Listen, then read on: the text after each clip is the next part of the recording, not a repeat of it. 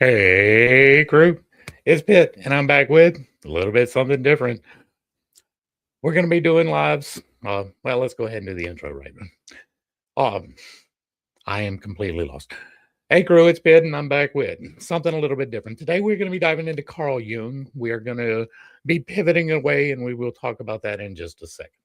But before we begin, I will be reading aloud and discussing as we go along psychology and the occult. It is not the format for everyone, but people will find value in it. So you are more than welcome to tag along as we continue our exploration or begin our exploration, actually. I'm all thrown off today. I'm starting earlier. I'm trying new things. Uh, and so it's not the format for everyone, but people will find value in it. You are more than welcome to tag along. If you find value, I ask that you do the wonderful things down below. Give me a like, a share, a follow, throw me a comment. Whether you agree or disagree with anything that is stated, put it in the box down below. And if it remains respectful, it gets to remain up. If you really find value, hit me with that super thanks or super chat. Consider joining for a membership or picking up a copy of one of my books. The first one, A Series of Unconventional Beliefs, is how I detail the procedure by which I align myself so as to heal myself through the use of the Holy Spirit and how you can as well. The second one, the greenstone, is probably going to be the most relevant to today. It is my work on spiritual alchemy. It is what I consider to be the completion of the Mysterium Conjunctionis, which we have read aloud in its entirety and discussed as we went along in the same format that we're going to do with this. Uh, I consider that to be the completion of the Mysterium Conjunctionis as well as the work with the archetypes, because I have completely reworked the MBTI system into something that actually functions objectively, mostly. The third one is a series of a house built upon shifting sands, which is a biblical deconstruction of the Bible using the Bible as the source primarily to do so. It was my why I can't, not as much of a why you shouldn't, but it is based upon a unconventional Bible study, which was 161 videos of me reading the Bible aloud in the same way that we're going to do today. Um, all of these books are available for purchase. The links are provided down below, but you can listen to me read them to you for free through the playlists that are also provided down below. Also provided will be the link to the source material that I'm using for today's presentation. um, and with all of that being said, we're going to dive in. But first, let me go ahead and address this. Right, I am done with the Chronicon. I am done with Jasher.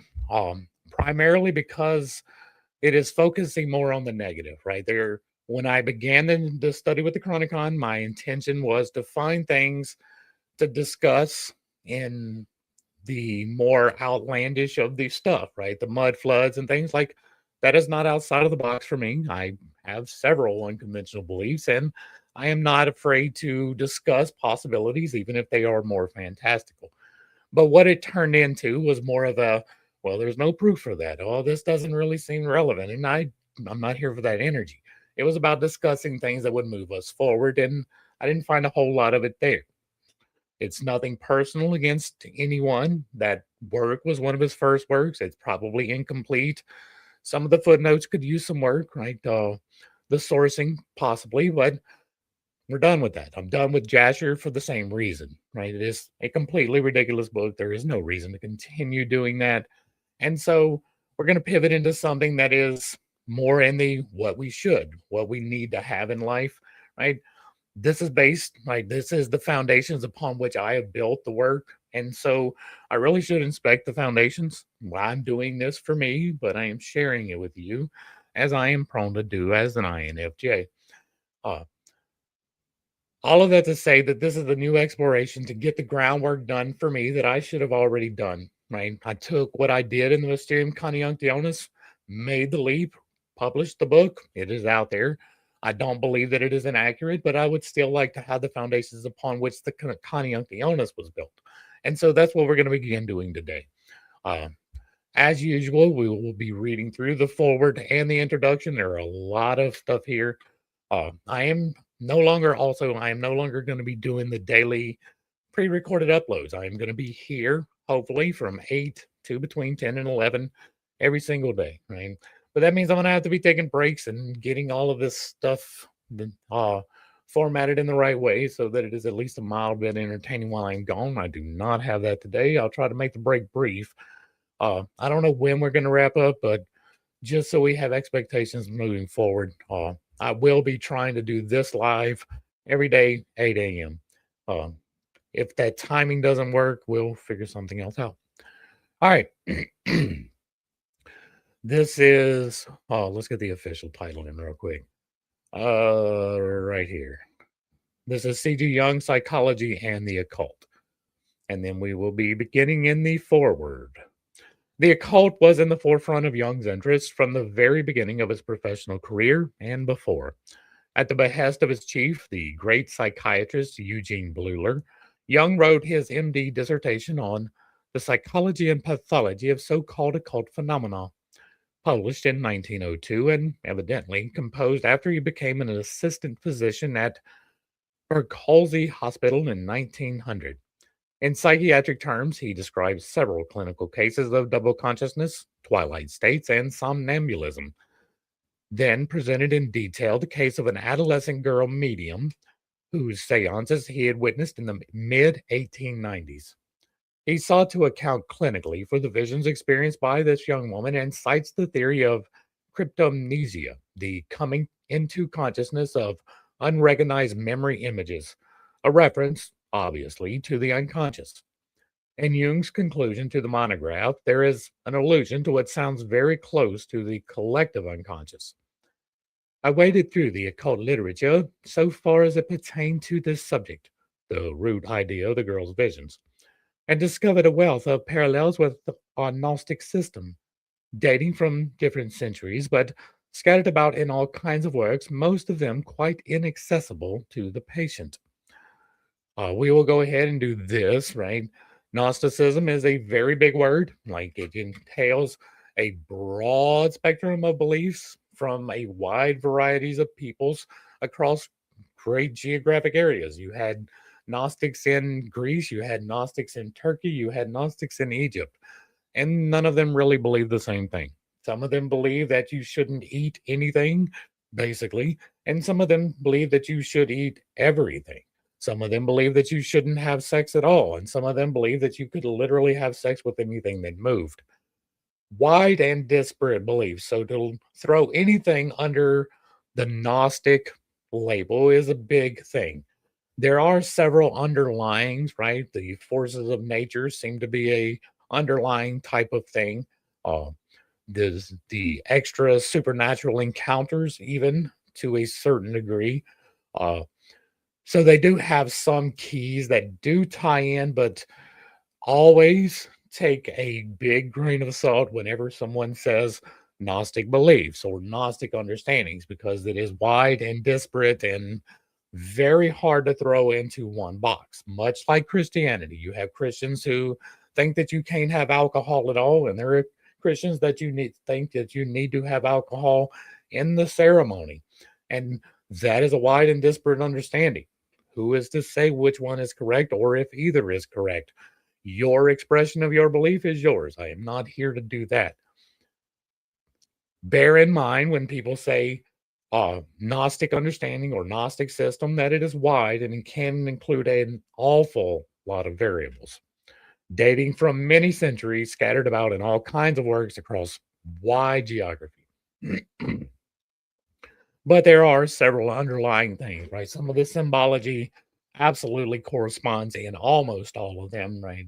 All would be a big word, but almost all of them have eagle symbology or phoenix symbology or bulls or the zodiac, or like there are several key underlying keys and motifs that I'm sure we're going to be exploring. So I'm not going to try and list and explain all of them, right? But just keep in mind that Gnostic is a big word. And if anybody tells you that they know like the full Gnostic knowledge, they don't, right? Nobody has all of the information, myself most definitely included. But there are people out there who purport to be full experts in one particular iteration of Gnosticism and bear it by the fruits. Some of them may have good information, some of them may have bad information. Like I stumbled across one yesterday that was had some good information about one topic and then was a believer in the flat earth. And so it just be careful. All right, back to the text. Several years earlier, in 1897, while an undergraduate at Basel University, Jung discussed the occult in a lecture in the Zofingia Society, a student club. Speaking in 1897 on the general subject of psychology, the 22-year-old Jung said that the soul does exist. It is intelligent and immortal, not subject to time and space. I agree. He declared the reality of spirits and spiritualism on the evidence of telekinesis, messages of dying people, hypnotism, clairvoyance, second sight, and prophetic dreams. Um, I'm not in disagreement with that either. I do believe that that there are entities. I don't believe that anybody has a really good definition of them. Again, myself included. I speculate. I have a book where I talk about my speculations on that. I have a playlist where I do as well, so we won't dive into it now. Uh, but I do believe that there are angels, and then I believe that there is another division between us and angels. So all of these things are possible to me. Some of them I may have experienced, right? Uh, the spiritualism, the spiritual encounter of the entity that I have experienced. I haven't been hypnotized. I have no experience with clairvoyance or telekinesis. Second sight, there might be a little bit of that. I do not claim prophetic dreams. Uh, and these are things that I am exploring, right? So this is part of why we're doing this as well. In February of 1905, Jung gave a lecture at his alma mater, Basel University, on spiritualistic phenomena, a lengthy discourse in which he in which he surveyed the history and psychology of the subject in America and England, as well as on the continent. He drew up a broad range of literature: Schopenhauer, Swedenborg, Mesmer, Kant, Kerner, Krafft-Ebing, and the famous English physicist Sir William Crookes, whose observations of levitation had impressed Jung particularly. Jung himself had investigated 8 mediums in Zurich. In general, he was unimpressed, diagnosing both hysteria and autohypnosis in most instances. 2.5 years later, in a letter, let's go ahead and let me see these footnotes. These lectures in a manuscript were discovered as lectures. Yeah, I'm not going to bother with the footnotes unless there is something that seems a little bit confusing that maybe they will explain. Just so we're not jumping back and forth up and down the page like we have done before. That can be a little bit confusing. And while there is often good information, I think this is mostly going to be references back to other works, which isn't going to do us a lot of good to bounce back and forth between. So. 2.5 years later, in a letter of November 2nd, 1907, Jung told Freud that because of his services as an occultist, he had been elected an honorary fellow of the American Society for Psychical Research, nearly 2 years before he first visited America. He goes on, "In this capacity, I have been dabbling in spookery again. Here, to your discoveries are brilliantly confirmed. What do you think about this whole field of research?" Unfortunately, Freud's letter in reply is one of the few that is missing. Very interesting. On April 12th, out of all of them that are missing, this is the one that's missing. That's not leading into any conspiratorial type of thing. That's not reminiscent of Tesla at all, is it? On April 12th, 1909, just after Jung's second visit to Freud in Vienna, he writes of a case he is analyzing in which first-rate spiritualistic phenomena occur, and another that involves the evil eye, and goes on to refer glancingly to his spookery during his last evening with Freud. This was the episode of the poltergeist knocking on Freud's bookcase, which Freud mentioned skeptically in his answering letter. "My dear son, keep a cool head, for it is better not to understand something than to make such great sacrifices to understanding." Jung gave a full account only 50 years later in Memories, Dreams, and Reflections. Isn't that so reminiscent of science? Right? Science is great, right? Looking things objectively, Absolutely wonderful. But the complete dismissal, right? How dare you, right? That's basically what this is taking, right? This is the beginning of psychology. If you try to tie spirituality too tightly into that, the church is going to get offended, the other people are going to get offended. And so he's like, my dear son, don't do that. Don't do that. And it's better not to understand something than to try to make sacrifices to understanding. Now, that does not mean that you should sacrifice objective reality, but there are things that are unexplained. There are things that cannot be explained by physical science, and they write them off. They dismiss them and they refuse to allow anyone to investigate them. You will not be peer reviewed if you are investigating the validity of these things. Right? You can get peer reviewed if you are dismissing them. You can get peer reviewed if you are doing the efforts. But if you even try to do, we are going to verify these things, it's really hard to get published. Right? That's one of the problems with peer review. Right? Even if it is wrong, let it be published, and then it can be dissected. Right? The opposition can take it apart as a published work with the proofs, and try to replicate. Don't just dismiss out of hand and hide the idea, because then people get conspiratorial ideas about why it's hidden. And so it's better to just discuss it, even if it doesn't actually lead to anything. Hence why I did the Chronicon and those things. Ernest Jones, in his Life of Freud, relates that when Freud and Jung met in Munich in December 26, 1910, they had a long talk about occultism, and Freud was not surprised to hear that Jung had long been fully convinced of the reality of telepathy and had carried out most convincing experiments himself. In a letter of May 8, 1911, Jung writes, the meeting in Munich is still very much on my mind. Occultism is another field we shall have to conquer with the aid of the libido theory, it seems to me. At the moment, I am looking into astrology, which seems indispensable for a proper understanding of mythology. There are strange and wondrous things in these lands of darkness. Please don't worry about my wanderings in these infinitudes. I shall return laden with rich booty for our knowledge on the human psyche. For a while longer, I must intoxicate myself on magic perfumes in order to fathom the secrets that lie hidden in the abysses of the unconscious. I do prefer Jung.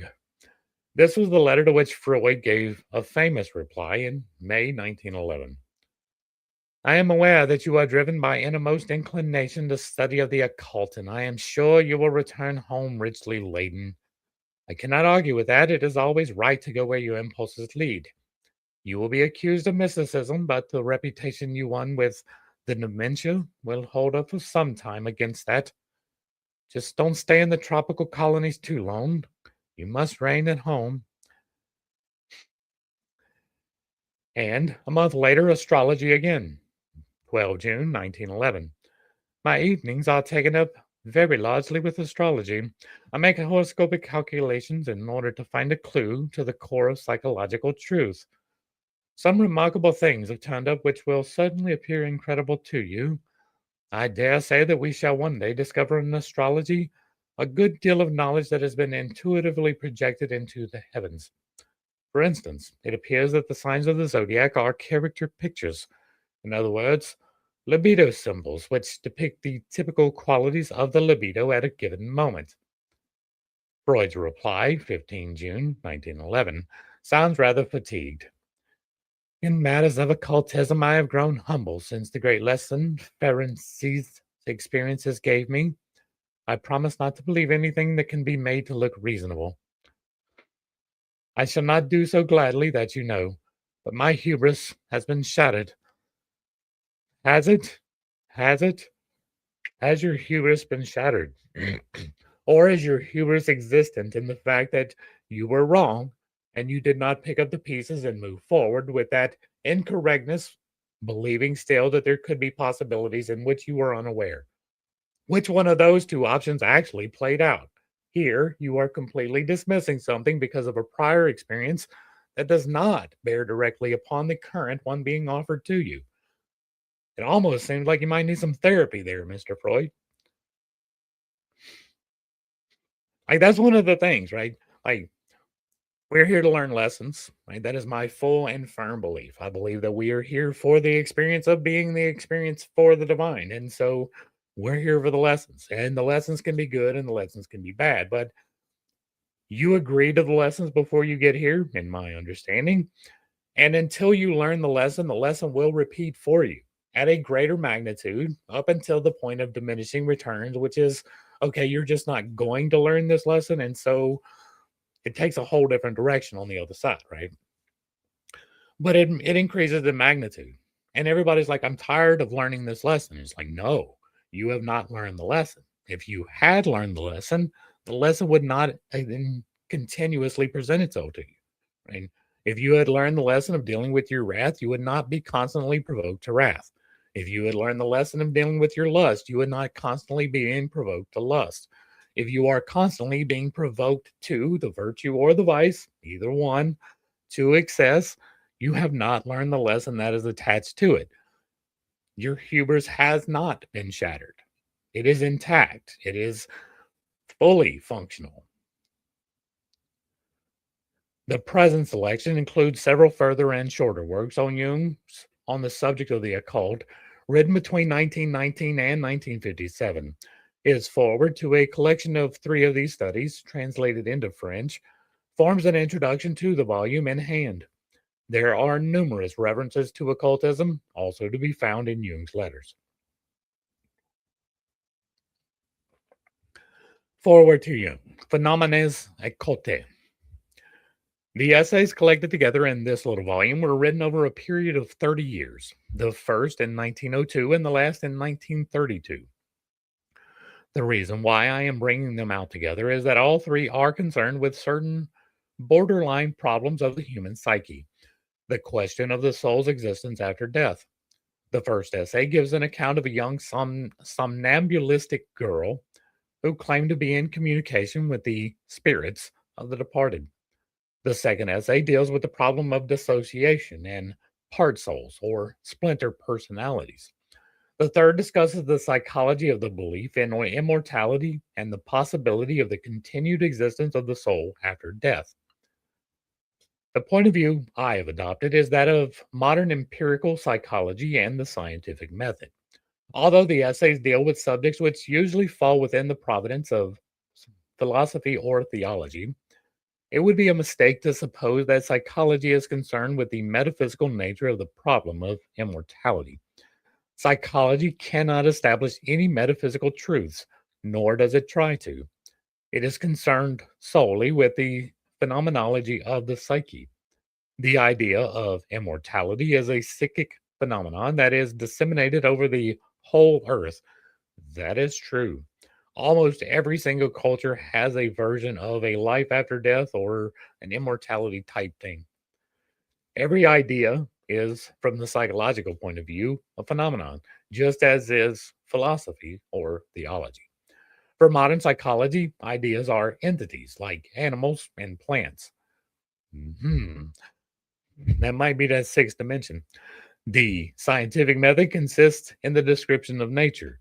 All mythological ideas are essentially real and far older than any philosophy. Like our knowledge of physical nature, they were originally perceptions and experiences.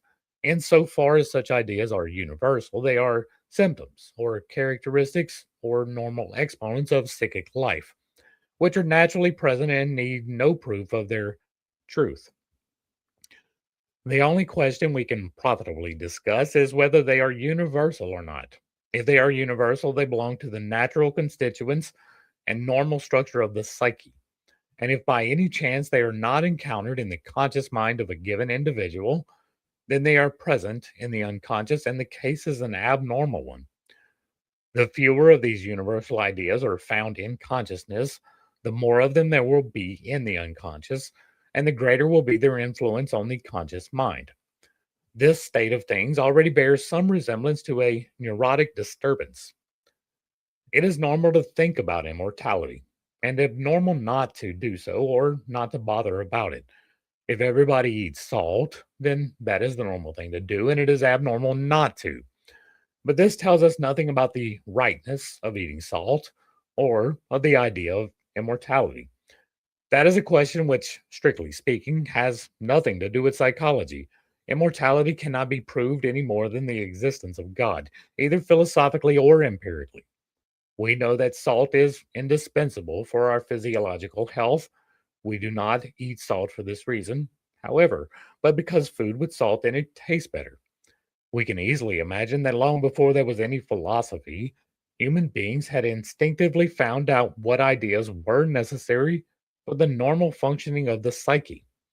Only a rather stupid mind will try to go beyond that, and to venture an opinion on whether immortality does or does not exist. I must be stupid, right? I don't do it empirically, right? I'm not saying you have to believe anything ever at any point in time. I offer possibilities and I often talk about my own beliefs.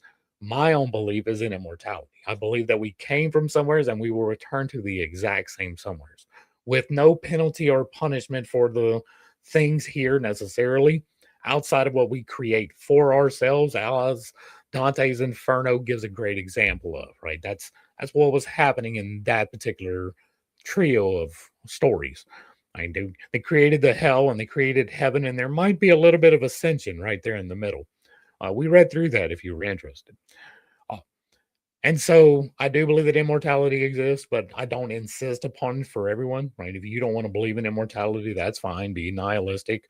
We're going to have a hard time associating with each other, right? Because I am so much into it, but uh, I won't treat you like you're an idiot or anything. I mean, this question cannot be asked for the simple reason that it cannot be discussed, and that's why. Right?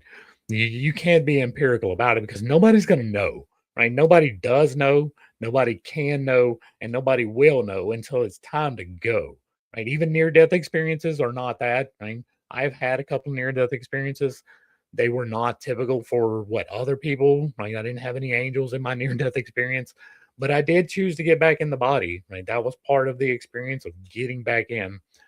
Uh, and so, much like that, I can't give you that, right? I can tell you about it. You can believe it or not. I mean, immortality is the exact same thing.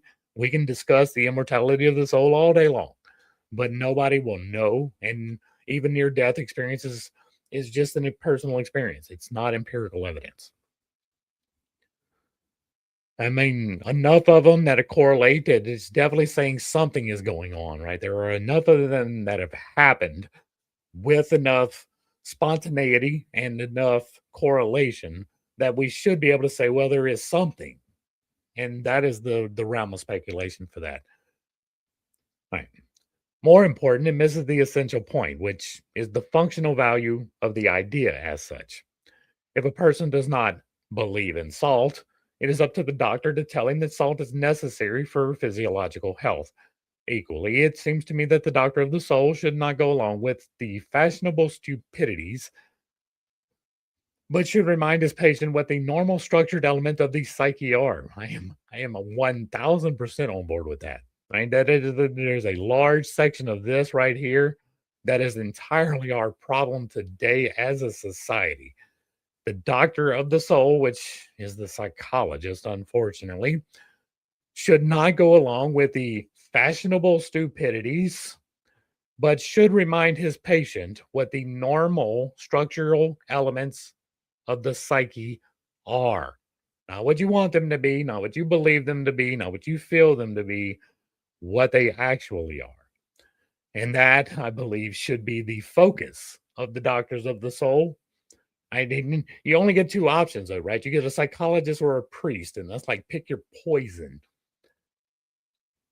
For reasons of psychic hygiene, it would be better not to forget these original and universal ideas, and wherever they have disappeared from neglect or intellectual bigotry, we should reconstruct them as quickly as we can, regardless of the philosophical proofs for or against, which are impossible anyway. In general, the heart seems to have a more reliable memory for what benefits the psyche than does the head. There is definitely something to that, which has a rather unhealthy tendency to lead an abstract existence and easily forgets that its consciousness is snuffed out the moment the heart fails in its duty. Ideas are not just counters used by the calculating mind, they are also golden vessels full of living freedom, feeling. Freedom is not a mere abstraction, it is also an emotion. Reason becomes unreason when separated from the heart, and a psychic life void of universal ideas sickens from undernourishment.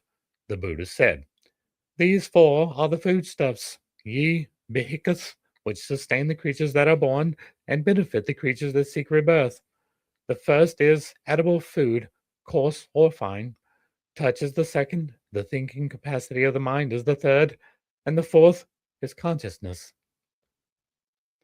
All right, now we're going to get into the actual on the psychology and pathology of so called occult phenomena. Introduction. In that wide domain of psychopathic inferiority from which science has marked off the clinical pictures of epilepsy, hysteria, and neurasthenia, we find scattered observations on certain rare states of consciousness as to whose meaning the authors are not yet agreed. I'm unfamiliar with this word, so I'm going to look it up real quick. Neurasthenia. Let's see what that means. A psychological disorder characterized by chronic fatigue, weakness, and generalized aches and pains.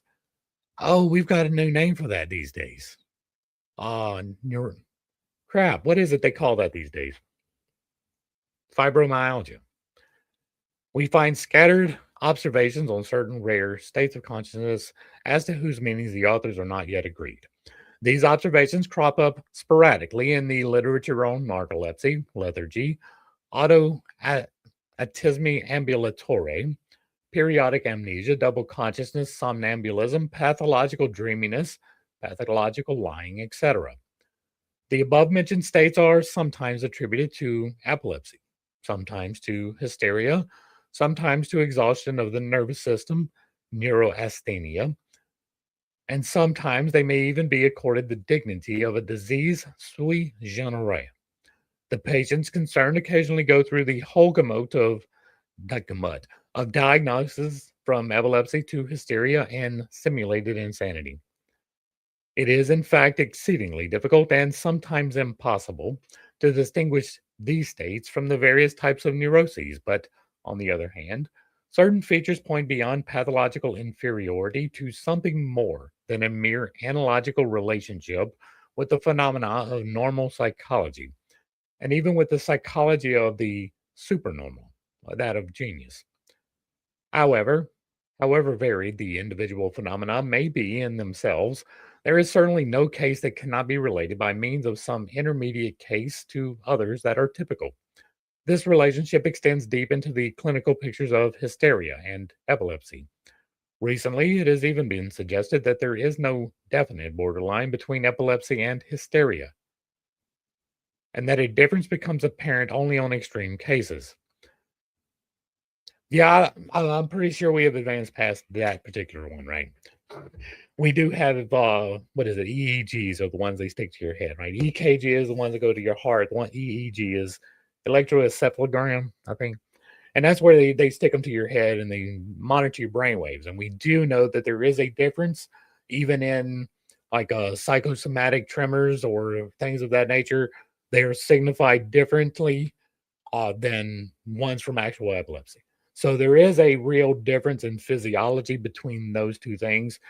This was 1902, so a lot of the things that we take for granted as far as testing and stuff is not going to be knowledge then. Stephens, for example, says, "We are forced to the conclusion that, in essence, hysteria and epilepsy are not fundamentally different, that the cause of the disease is the same, only it manifests itself in different forms and in different degrees of intensity and duration." Yeah, no, we have children, right? And children are born with epilepsy. They can experience symptoms of epilepsy before they are even cognitive that they are a being. And so that is completely different than hysteria, only an observable level. The lead limitation of hysteria and certain borderline forms of epilepsy from congenital or acquired psychopathic inferiority likewise presents great difficulties. Okay, then. The symptoms overlap at every point, so that violence is done to the facts if they are regarded separately as belonging to this or that particular group. To delmit psychopathic inferiority from the normal is an absolutely impossible task, for the difference is always only more or less. Classification in the field of inferiority itself meets with the same difficulties. At best, one can only single out certain groups which crystallize around a nucleus with specially marked typical features. If we disregard the two large groups of intellectual and emotional inferiority, we're left with those which are colored preeminently by hysterical, epileptic, epileptoid, and neurasthenic symptoms, and which are not characterized by an inferiority either of intellect or of emotion. It is chiefly in this field, and susceptible of any sure classification, that the above mentioned states are to be found. As is well known, they can appear as partial manifestations of a typical epilepsy or hysteria, or can exist separately as a psychopathic inferiorities, in which case the qualification epileptic or hysterical is often due to relatively unimportant subsidiary symptoms. Thus, somnambulism is usually classed among the hysterical illnesses because it is sometimes a partial manifestation of severe hysteria, or because it may be accomplished by milder so called hysterical symptoms. Well, that is obviously going to be a classification problem, right? Like, you can put it into a class of hysterical if everybody that exhibits it is hysterical when they exhibit it. But somnambulism is moving around while you're asleep, sleepwalking. And I don't know that that can be considered hysterical, right? Even like, yeah, I don't know. I don't know. Maybe there's some better stuff. So. Binet says somnambulism is not one particular and unchanging nervous condition. There are many somnambulisms. That is true. As a partial manifestation of severe hysteria, somnambulism is not an unknown phenomenon, but as a separate pathological entity, a disease sui generis, it must be somewhat rare to judge by the paucity of German literature on this subject. So called spontaneous somnambulism, based on a slightly hysterical psychopathic inferiority, is not very common, and it is worthwhile to examine such cases more closely as they sometimes afford us a wealth of interesting observations. Case of Miss E, aged 40, single, bookkeeper in a large business. No hereditary taint, except that a brother suffered from nerves after a family misfortune and illness. Good education, of a cheerful disposition, not able to save money. Always had some big idea in my head. She was very kind hearted and gentle, did a great deal for her parents, who were living in modest circumstances, and for strangers. Nevertheless, she was not happy because she felt she was misunderstood. She had always enjoyed good health till a few years ago, when she said she was treated for dilation of the stomach and tapeworm. During this illness, her hair turned rapidly white. Later, she had typhoid. An engagement was terminated by the death of her fiance from paralysis. She was in a highly nervous state for a year and a half. I guess so. Man, that is rough, right? Good health, and then all of a sudden, dilation of the stomach, which I am sure we now call GERD, right? Gastroesophageal reflux disease, and tapeworm, which is terrible, right? That is a whole terrible thing. And during the illness, her hair turned white. Then she gets typhoid. And then her engagement is terminated by the death of her fiance from paralysis. I guess she was in a highly nervous state for a year and a half. And in the summer of 1897, she went away for a change of air and hydrotherapy. She herself said that for about a year, there were moments in her work when her thoughts seemed to stand still, though she did not fall asleep. She made no mistakes in her accounts. That's PTSD. On the street, in the street, she often went in the wrong place and then suddenly realized she was not in the right street. She had no giddiness or fainting fits. Formerly, menstruation occurred regularly, every 4 weeks with no bother. Lately, since she was nervous and overworked, every 14 days. Whoa, that's going to cause anemia. For a long time, she suffered from constant headache. As an accountant and bookkeeper in a large business, she had a very strenuous job, which she did well and conscientiously. In the present year, in addition to the strains of her work, she had all sorts of new worries. Her brother suddenly got divorced, and besides her own work, she looked after his housekeeping, nursed him and his child through a serious illness, and so on. To recuperate, she went on to September 13th to see if a woman friend in southern Germany. Her great joy at seeing her friend again after such a long absence and their celebration of a party made the necessary rest impossible. On the 15th, quite contrary to her usual habit, she and her friend drank a bottle of claret. Afterwards, they went for a walk in a cemetery where she began to tear up flowers and scratch at the graves. She remembered absolutely nothing of this afterwards. On the 16th, she stayed with her friend without anything of importance happening. On the 17th, her friend brought her to Zurich. An acquaintance came with her to the asylum. On the way, she talked quite sensibly, but was very tired. Outside the asylum, they met three boys, whom she described as three dead people she had dug up. She then wanted to go to the neighboring cemetery, and only with difficulty would be persuaded to enter the asylum.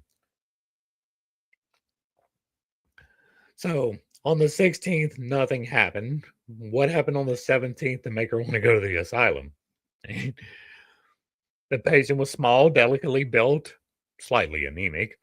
Left side of the heart slightly enlarged, no murmurs, but a few double beats. Accentuated sounds in the mitral region. The liver dullness extended only to the edge of the upper ribs. Patellar reflexes rather brisk, but otherwise no tendon reflexes. No anesthesia or analgesia, no paralysis. Rough examination of the field of vision with the hands showed no restriction, hair of a very pale yellowish white color. On the whole, the patient looked her age. She recounted her history and the events of the last few days quite clearly, but had no recollection of what happened in the cemetery, at sea, or outside the asylum. During the night of the 17th, 18th, she spoke to the attendant and said she saw the whole room full of dead people looking like skeletons. She was not at all frightened, but was rather surprised that the attendant did not see them too. Once she ran to the window, but was otherwise quiet. The next morning in bed, she still saw skeletons, but not in the afternoon. The following night, she woke up at 4 o'clock and heard the dead children in the adjoining cemetery crying out that they had been buried alive. She wanted to go and dig them up, but allowed herself to be restrained. Next morning at 7 o'clock, she was still delirious. Like she allowed herself to be restrained. That's interesting. But could now remember quite well the events in the cemetery at sea and on her way to the asylum. She said that at sea, sorry, I got the hiccups. She wanted to dig up the dead children who were calling to her. She had only torn up the flowers in order to clear the graves to be able to open them. While she was in this state, Professor Bleuler explained to her that she would remember everything afterwards, too, when she came to herself again. The patient slept for a few hours in the morning. Afterwards, she was quite clear headed and felt fairly well. She did indeed remember the attacks, but maintained a remarkable indifference towards them. The following nights, except on those of September 22nd and 25th, she again had short attacks of delirium, in which she had to deal with the dead, though the attacks differed in detail. Twice she saw dead people in her bed. She did not appear to be frightened of them, but got out of bed so as to not embarrass them. Several times she tried to leave the room. What were they doing? What was you dreaming about, lady?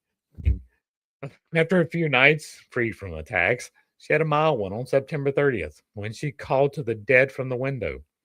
During the day, her mind was quite clear. On October 3rd, while fully conscious, as she related afterwards, she saw a whole crowd of skeletons in the drawing room. Although she doubted the reality of the skeletons, she could not convince herself that it was a hallucination. The next night, between 12 and 1 o'clock, the earlier attacks usually happened about this time. She was plagued by the dead for about 10 minutes. She sat up in bed, stared in a corner of the room, and said, "Now they're coming, but they're not all here yet. Come along. The room's big enough. There's room for all. When they're all here, I'll come too." Then she lay down with the words, "Now they're all there," and fell asleep. In the morning, she had not the slightest recollection of any of these attacks. Very short attacks occurred again on the nights of October 4, 6, 9, 13, and 15, all between 12 and 1 o'clock. The last three coincided with the menstrual period. The attendant tried to talk to her several times, showed her the lighted street lamps and the trees, but she did not react to these overtures. Since then, the attacks have stopped altogether. The patient complained about a number of troubles she had had during her stay there. She suffered especially from headaches, and these got worse in the mornings after the attacks.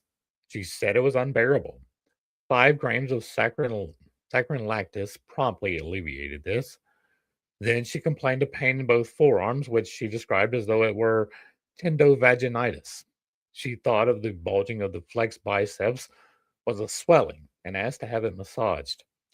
Actually, there was nothing the matter, and when her complaints were ignored, the trouble disappeared. She complained loud and long about the thickening of a toenail, even after the thickened part had been removed. Sleep was often disturbed. She would not give her consent to be hypnotized against the night attacks. Finally, on account of headache and disturbed sleep, she agreed to hypnotic treatment. She proved a good subject and, at the first sitting, fell into deep sleep with analgesia and amnesia. In November, she was again asked whether she could remember the attack of September 19th, which it had been suggested she would recall. She had great difficulty recollecting it, and in the end, she could only recount the main facts. She had forgotten the details. It remains to be said that the patient was not at all superstitious, and in her healthy days had never been particularly interested in the supernatural. All through the treatment, which ended on November 14th, she maintained a remarkable indifference both to the illness and its improvement. The following spring, she returned as an outpatient for treatment of the headaches, which had slowly come back because of strenuous work during the intervening months. For the rest, her conditions left nothing to be desired. It was established that she had no remembrance of the attacks of the previous autumn, not even those of September 19th and earlier. On the other hand, under hypnosis, she could still give a good account of the events in the cemetery, outside the asylum, and during the night attacks. The peculiar hallucinations and general appearance of our case are reminiscent of those states which Krafft-Ebing describes as protracted states of hysterical delirium. He says, "It is in the milder cases of hysteria that such delirious states occur. Protracted hysterical delirium depends upon temporary exhaustion. Emotional disturbances seem to favor its outbreak. It is prone to relapse. Most frequently, we find delusions of persecution, which often very violently react to fear. And we still see that today, don't we? I mean, most often around the conspiratorial peoples. And this is the target person phenomenon. Right? I am being watched by the government. There are cars driving by, and therefore they are watching me. That's what this is. And then religious and erotic delusions. Hallucinations of all the senses are not uncommon. The most frequent and most important are delusions of sight, smell, and touch. The visual hallucinations are mostly visions of animals, funerals, fantastic processions, swarming with corpses, devils, ghosts, and whatnot. The auditory delusions are simply noises in the ear, shrieks, crashes, bangs, or actual hallucinations, often with sexual content. The corpse visions of our patients and their appearance during attacks reminds us of states occasionally observed in hysteroepilepsy. Here, too, there are specific visions which, in contrast to protracted delirium, are associated with individual attacks. I will give 2 examples. A 30-year-old lady with grand hysteria had delirious twilight states in which she was tormented by frightful hallucinations. She saw her children being torn away from her, devoured by wild beasts, etc. She had no remembrance of the individual attacks. A girl of 17, also a severe hysteric, in her attacks, she always saw the corpse of her dead mother approaching her, as if to draw her to herself. No memory of the attacks. These are cases of severe hysteria where consciousness works at a deep dream level. The nature of the attacks and the stability of the hallucinations alone show a certain infinity to our case, which in this respect has numerous analogies with the corresponding states of hysteria, as for instance with cases where a psychic shock, rape, etc., occasion the outbreak of hysterical attacks, or where the traumatic event is re experienced in stereotyped hallucinatory form.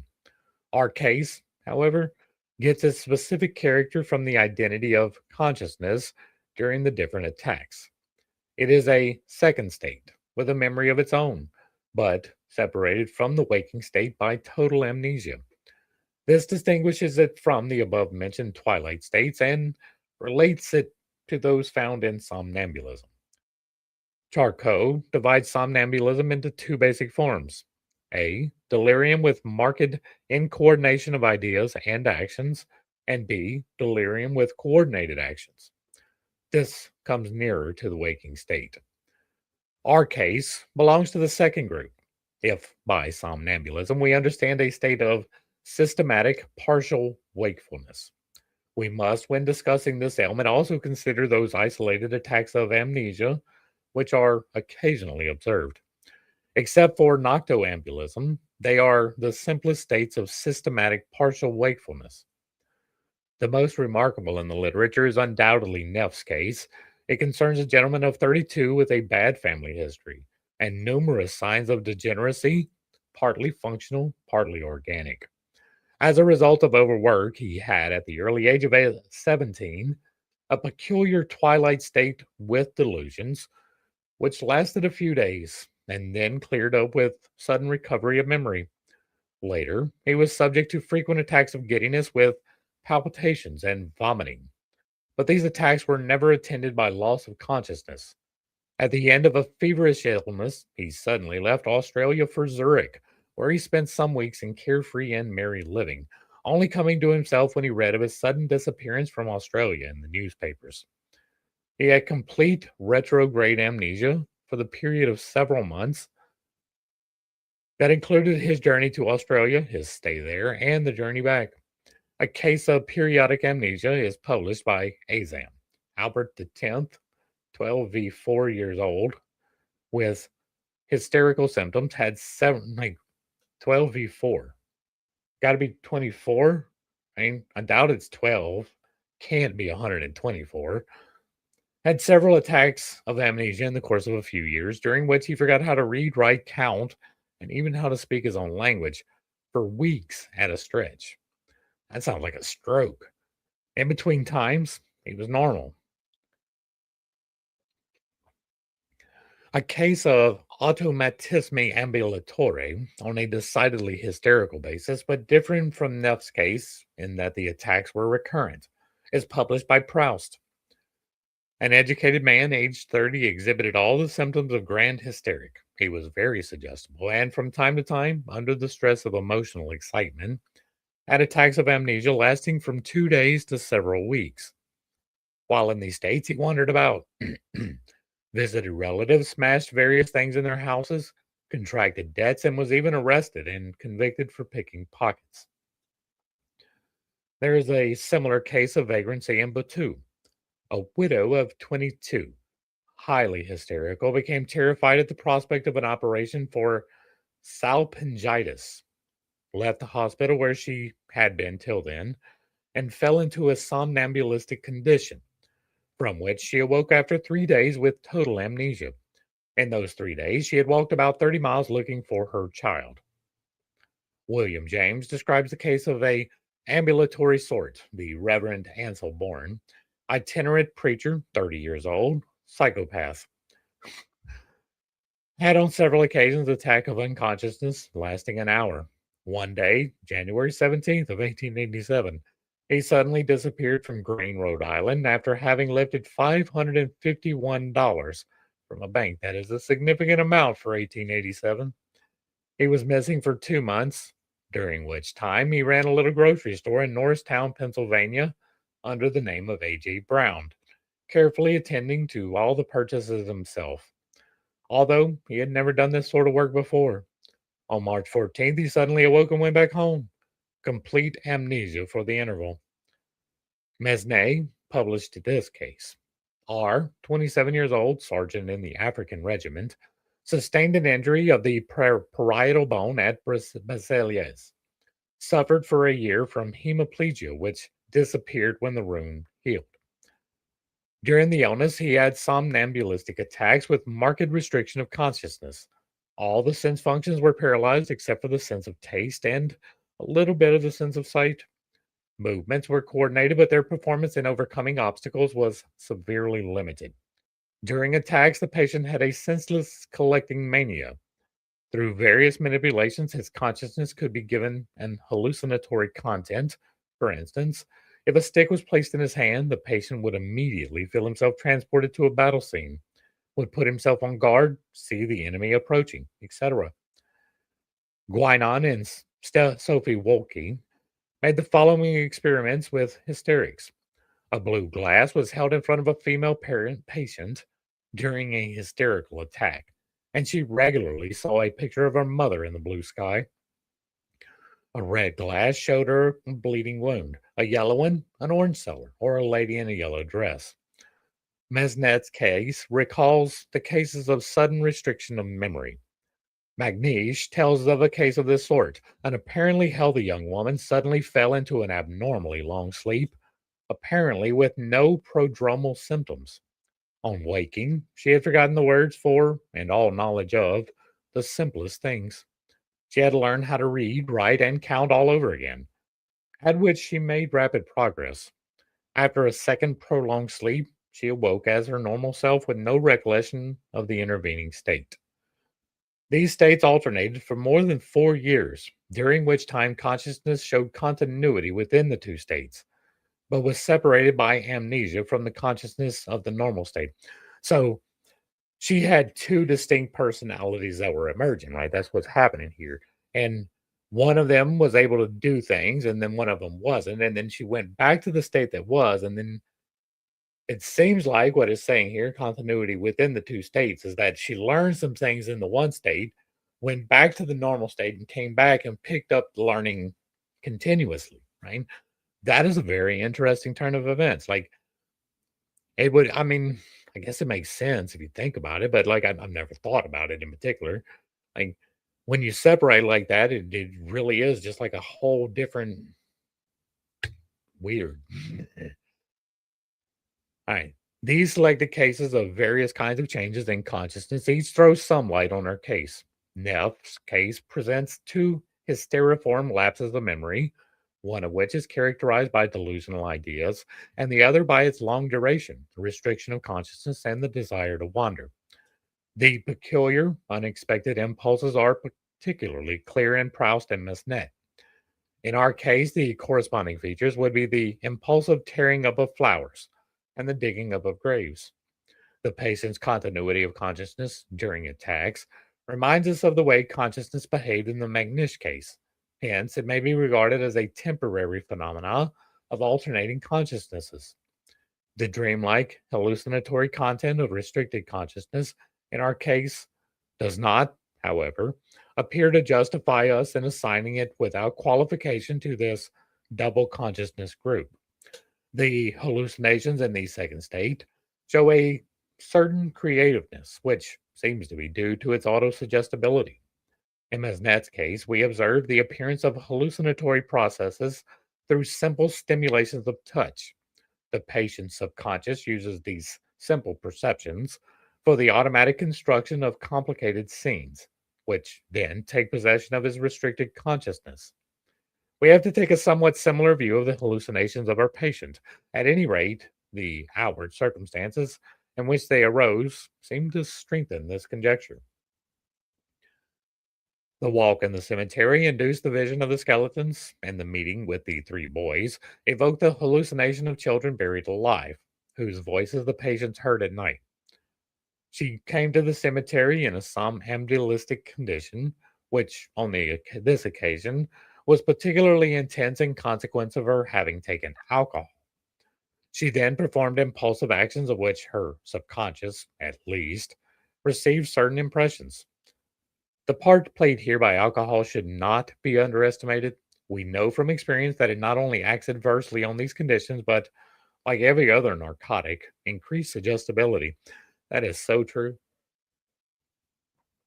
Like, how many times have you done some dumb shit because you were drinking? I know I have, right? I know I have. I went cliff diving from what was a 60-foot cliff into 3.5 feet of water. Right? Dumb stuff. What's up, Gordy? Good morning. Good morning.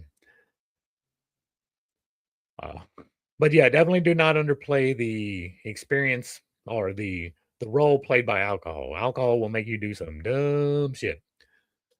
The impressions received in somnambulism go on working in the subconscious to form independent growths and finally reach perception as hallucinations. Consequently, our case is closely allied to the somnambulistic dream states that have recently been subjected to penetrating study in England and France. The gaps of memory, apparently lacking content at first, acquire such through incidental autosuggestions, and this content builds itself up automatically to a certain point.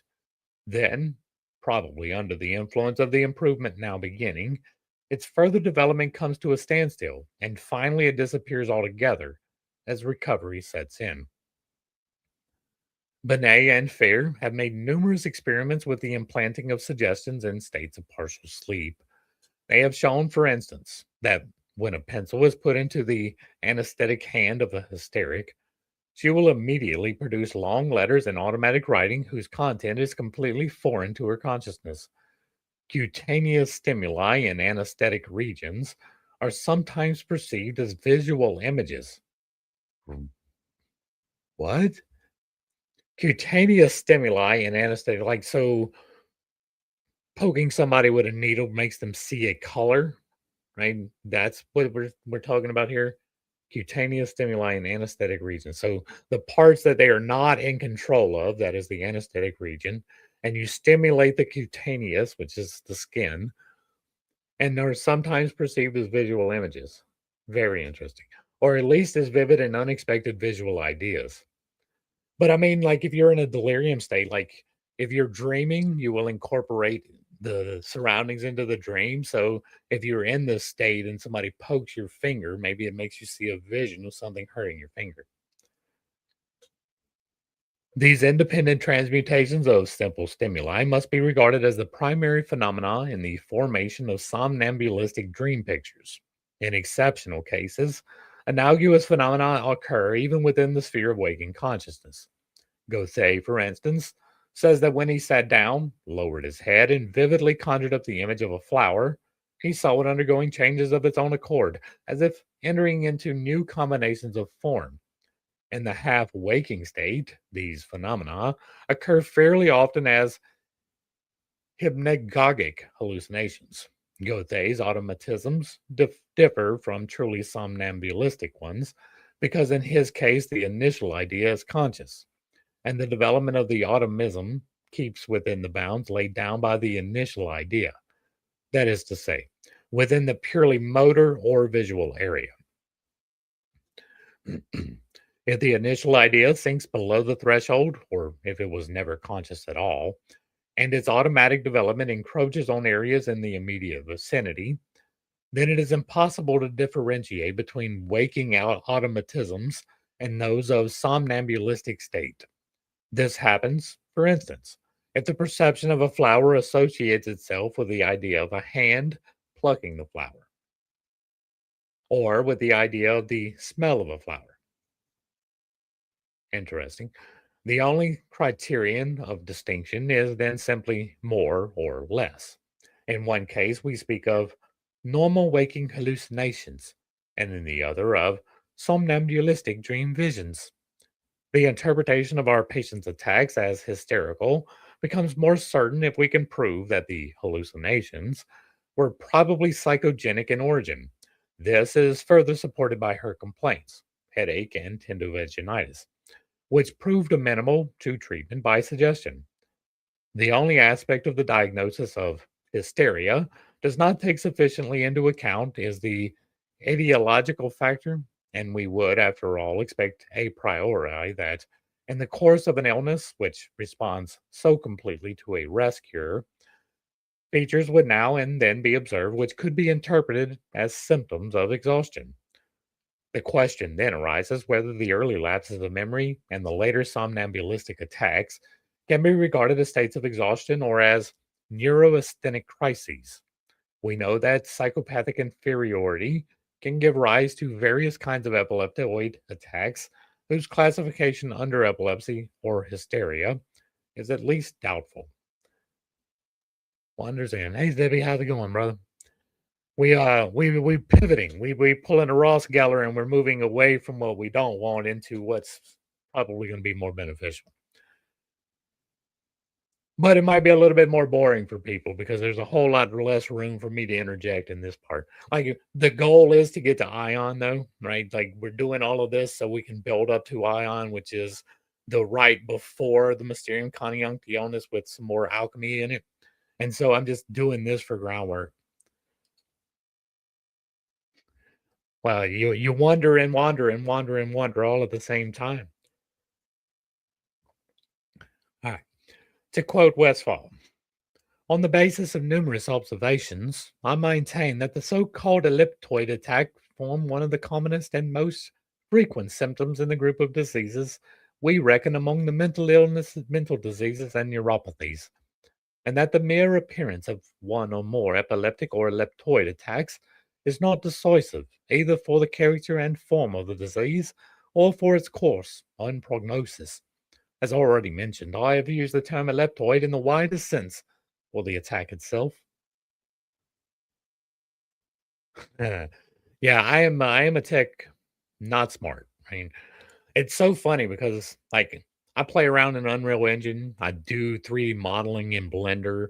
Like I've written an entire computer program, right? And I'm not a tech guy at all. It's the wildest thing. So good luck. I'm definitely not the one that's gonna be able to give you help with that one though. Like I built an entire app and then I couldn't figure out how to package it.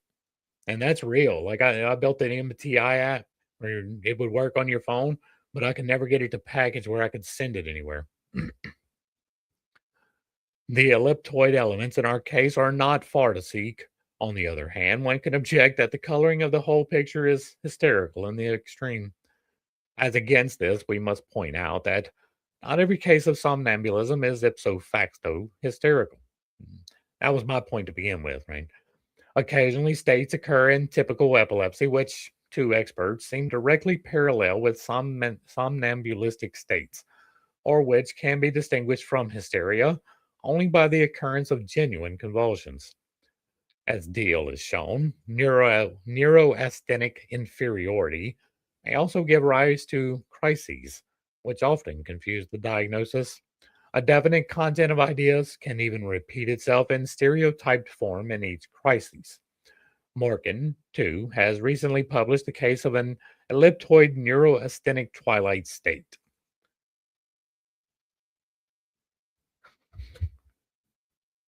Yeah. Yeah, I don't know. Like I built it in Unreal Engine and like I couldn't find anything to help me get it packaged. Like I looked through all of the I can't even remember what it's called right now. The explanation, the paperwork, the forums, right? Couldn't find anything on packaging that would be that worked. Like I found several things that didn't work, but I didn't find anything that would actually let me work. Like I couldn't even send it in an email and have somebody else unpack it. Like it was terrible. And I mean, really, I've done so much more work with the MBTI system since then that I'm glad it didn't. But it is still annoying, and I don't even have the program anymore. It was on a computer that died. I'm indebted to Professor Bleuler for the following case. An educated gentleman of middle age with no epileptic antecedents had worn himself out with years of mental overwork. Without any other prodromal symptoms, such as depression, etc., he attempted suicide on a holiday. In a peculiar twilight state, he suddenly threw himself into the water from a crowded spot on the riverbank. He was immediately hauled out and had only a vague memory of the incident. With these observations in mind, we must certainly allow neurasthenia a considerable share in the attacks of our patients. The headaches and the tendovaginitis point to a mild degree of hysteria. normally latent but becoming manifest under the stress of exhaustion. We can see this happening now, right? Like there is another one, right? And this is not to take away that there is an actual underlying problem, right? And what I'm talking about is POTS, right? I don't know the technical definition of it, but there are several people in my feed that are complaining about this thing like all day long, right? I can't lose weight because I have this particular disease. And that is to a certain degree true. But what it means is like weight loss is literally calories in versus calories out. Right? If you eat this amount of calories and you do exercise in excess of that, you are in a calorie deficit. If you eat this amount of calories and you don't do exercise, you are in a calorie surplus. And if you are in a surplus, you're going to put on weight. If you are in a deficit, you're going to lose weight. The problem is that POTS is a factor, right? It's like a decimal point. And so you have to do more work to get into a calorie deficit.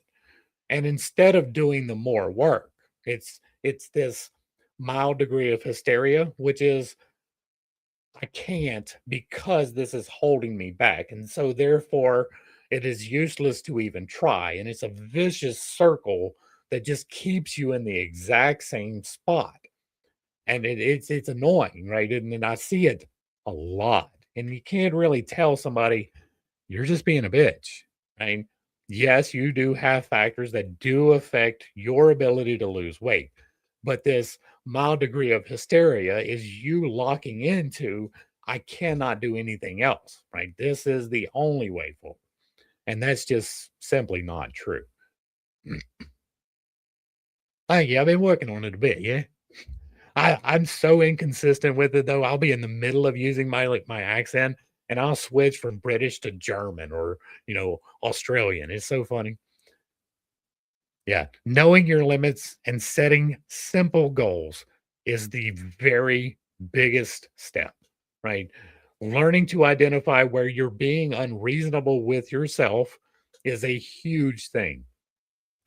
And like with me, right? I'm undergoing physical rehabilitation, and I'm in the 6th year now. I started in 2019 with my walks, and it has not been entirely physical, but like it is easy to underestimate how hard it can be to walk.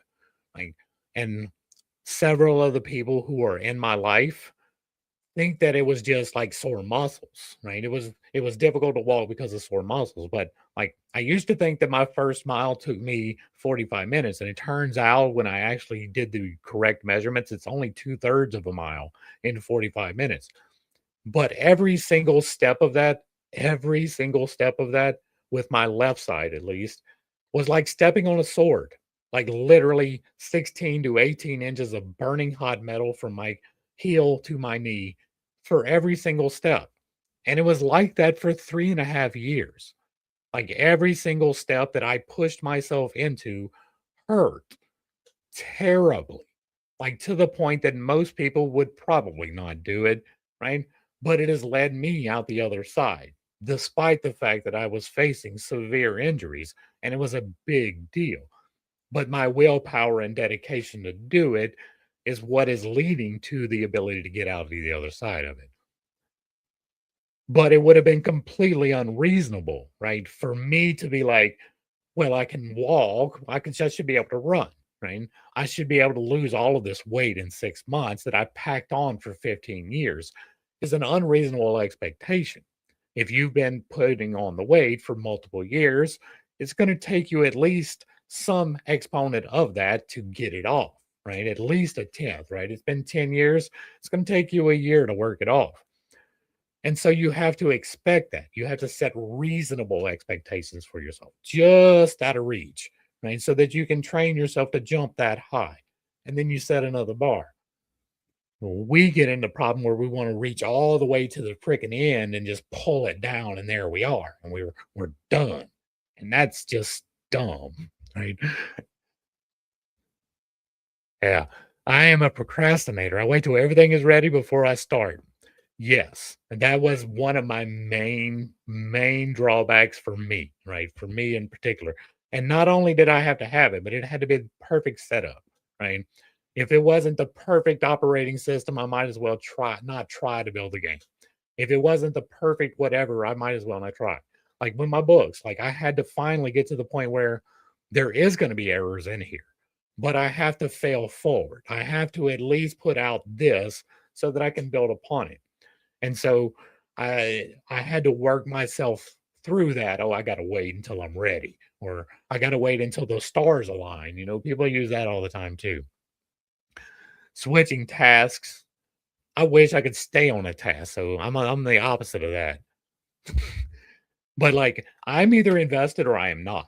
And that is one of my major drawbacks that I am still trying to work through, right? Like when we were doing this study with Agrippa, right? I was invested in that up until the moment that I absolutely was not. And then there's no going past that, right? Once I get to that point where I'm like, this is not fruitful at all, I'm done. Like the two studies I just finished with the Chronicon and Jasher, I'm completely done because there's not any good information that I found, and it's pointless. And so I'm just completely disengaged from it.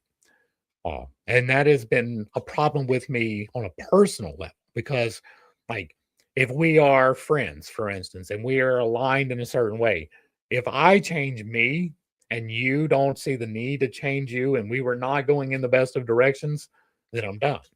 Right. I will let you know, hey, I'm changing. This is not what I'm doing anymore. And then I'm done. And if you decide that you don't want to, that's your choice.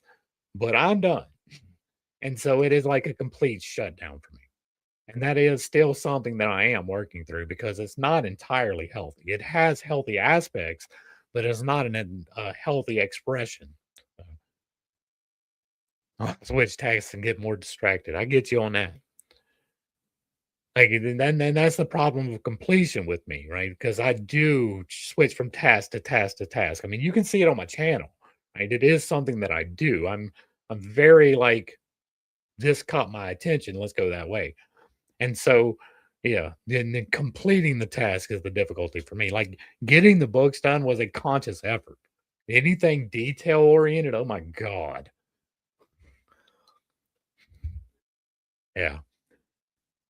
The genesis of this particular peculiar illness explains the above described relationship to epilepsy, hysteria, and neurasthenia. To sum up, Mrs. D suffers from a psychopathic inferiority with a tendency to hysteria. Under the influence of nervous exhaustion, she has fits of epileptoid stupor, whose interpretation is uncertain at first sight. As a result of an unusually large dose of alcohol, the attacks develop into definite somnambulism with hallucinations, which attach themselves to fortuitous external perceptions in the same way as dreams. When the nervous exhaustion is cured, the hysteriform symptoms disappear. You can absolutely work yourself into a state, right? Like whip yourself into a frenzy behind things that may or may not be real. And so you should pay very close attention to where you are investing your energy and whether it is actually beneficial. Like this lady's problem, I can diagnose it from what we read so far. She took on responsibility for her brother's household while already overloaded with these things.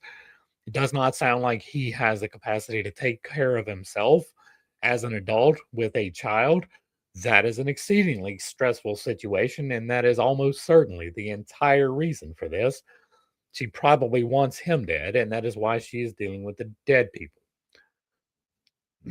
And I mean, that's just me armchair psychology, right? I don't have a degree in anything. So, in the realm of psychopathic and fear, but my advice would be to deal with that situation, right? If it was what is your advice here? Deal with your brother's situation, get him to the point where he can deal with himself and deal with that openly. Be like, hey, look, this is not working for me. Set a date by which he has to fix for himself so he can ask whatever questions he needs to. And then when that date comes, he is on his own. That would be my advice in that situation. In the realm of psychopathic inferiority with hysterical coloring, we meet with numerous phenomena which show, as in this case, symptoms belonging to several different clinical pictures, but which cannot with certainty be assigned to any one of them. What's messing me up is using virtual clone drive to mount the ISO. Some of these states are already recognized as disorders in their own right, e.g., pathological lying, pathological dreaminess. Yes, those are those are definitely right. This this right here, you probably know somebody who just makes shit up all at once. Like my my stepmother, God rest her soul, was this right, and it wasn't mean spirited necessarily, but like she could have a conversation with herself, create an entire scenario from herself, and convince herself that it was fully true. And from that point forward, you could not convince her anything else. Everything was that lie. It was pathological. There was no way you could separate her from it. Now, the pathological dreaminess is the guy sitting in the basement playing video games all day. That is pathological dreaminess. Well, what if this happened? I can't wait to win the lottery, that type of situation. But many of them still await thorough scientific investigation. At present, they belong more or less to the domain of scientific gossip. Persons with habitual hallucinations, and also those who are inspired, exhibit these states. They draw the attention of the crowd to themselves, now as poets or artists, now as saviors, prophets, or founders of new sects. The genesis of the peculiar mentality of these people is, for the most part, lost in obscurity, for it is only very rarely that one of these singular personalities can be subjected to exact observation. In view of the sometimes great historical significance of such persons, it were much to be wished that we had enough scientific material to give us closer insight into the psychological development of their peculiarities. Apart from the now practically useless productions of the pneumatological school at the beginning of the 19th century, there is a remarkable dearth of competent observations in the German scientific literature on the subject. Indeed, there seems to be a real aversion to investigation in this field. For the facts so far gathered, we are indebted almost exclusively to the labors of French and English workers. It therefore seems at least desirable that our literature should be enlarged in this respect. These reflections have prompted me to publish some observations which will, perhaps, help to broaden our knowledge of the relations between hysterical twilight states and the problems of normal psychology. All right. I want to get back to game modding and streaming, but I need to overhaul my trailer right now. Yeah. Yeah, you definitely don't want to be playing on the roof in the winter. Like cold is bad enough. Cold, wet, and frozen is death. So, like, I don't like working in the cold at all. Need to remove the floor and put in floor wrap. Oh boy. I don't envy you that, right? I grew up in construction. Like I started working building houses with my dad at 13. And by 15, I was running a crew, right? Weekends and then summers only. Like I wasn't even engaged full time. But like they could leave me running a crew. And like it's fun, right? It is physically challenging, but it's monotonous. And I don't envy you at all. Yeah. Like I am eventually gonna get back to the game. I've got a couple other things that are going on. Like on the wall right here, I've got the map and I'm working on the storyline and I've got all these wonderful things. Like I've got the system, the magic system is worked completely out. I got the factions worked out, but like all the dialogue and the mini quest and all that is tedious and is liable to change as it goes along. And you really need to have this before you can do that. So I kind of need a team before I can really move forward, right? I need somebody that wants to do character animations because I don't, and stuff like that. So, like, I've got the creative side pretty much locked down. I just need the people that can do the technical side of let's make a game. And there are people out there, and I could probably, you know, get on forums and be social, but that would require me working through the stuff a little bit faster than I am. And so, like, what I'm doing here is me working through a lot of my social anxiety right off the rip, right? Like, I'm not comfortable talking in a live format. It took me a while to get comfortable talking in a pre-recorded format. So like this for me is anxiety inducing. I am doing it regardless. And so I am slowly working through all of my different things, but it is still very much a work in progress. And so I don't network, I don't talk to people, I don't reach out for help ever. And so all of that is very limiting in what you can actually get accomplished in your life. But good luck. Like, I'll be praying for you to get your stuff done because that's awesome. Shack is a simple barn style, but the plywood is under the walls, so I need to cut it out. An oscillating tool to cut away from the wall. The rest is removing screws. Uh, Believe it or not, right? The way that they slip that underneath there, it shouldn't be that hard. You shouldn't have to cut that off if you can get the nails loose, right? Depending on where the struts are underneath, that shouldn't be too weight bearing, and so your nails shouldn't be under the wall. So if you can get the nails out, you won't need an oscillating tool. You can just pick it up and slide it out. I put a lot of those in, and that's the way it should work, right? It should be cut with the side that's cut that goes under the wall, but it's cut to where it'll sit flush. Like you can slide it underneath and it'll sit flush. So if you can get the nails out, you should just be able to pop it out and pull them out. And that'll make it a whole lot easier than trying to oscillate through plywood. Like you can do it. You can do it. But ooh,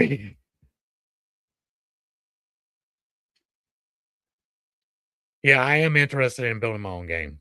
Uh, and yeah, like Unreal Engine has made it so easy, like so very easy. People don't even realize how Unreal has really changed the entire gaming industry in the last 4 years. They have like the way that they're doing the graphics is no longer dependent upon the tries that is voxelated. They have completely changed the capacity of games, like completely changed how much you can put into a game to actually do, how well the graphics can actually work. Their work with lighting has completely changed things. They have automated most of the animation stuff that I don't want to still do. Like they've really done a lot. And Unreal Engine, like if you want to build a game, you can. Like I could put one out now with materials that I've been accumulating for free and some that I have purchased. Uh, and I could put it out, but it wouldn't be any fun. Like it wouldn't be pretty. I mean, like I'm not the best one for pretty. And so I could put out a game and it would be shit and nobody would ever play it. Or I can wait until the timing's right and I can kill Skyrim completely, you know, or the Elder Scrolls. Because the Elder Scrolls has shit for a story. The only thing they have going is that it is a wide ass open world with all of these complicated systems that people like messing with, right? The alchemy system, the enchantment systems. People like playing with the variations. They like, trying different paths. But the storyline is absolute trash. And especially for Skyrim. It wasn't as bad for Oblivion or, you know, going back, but I'm scared to see what Daggerfall is going to be.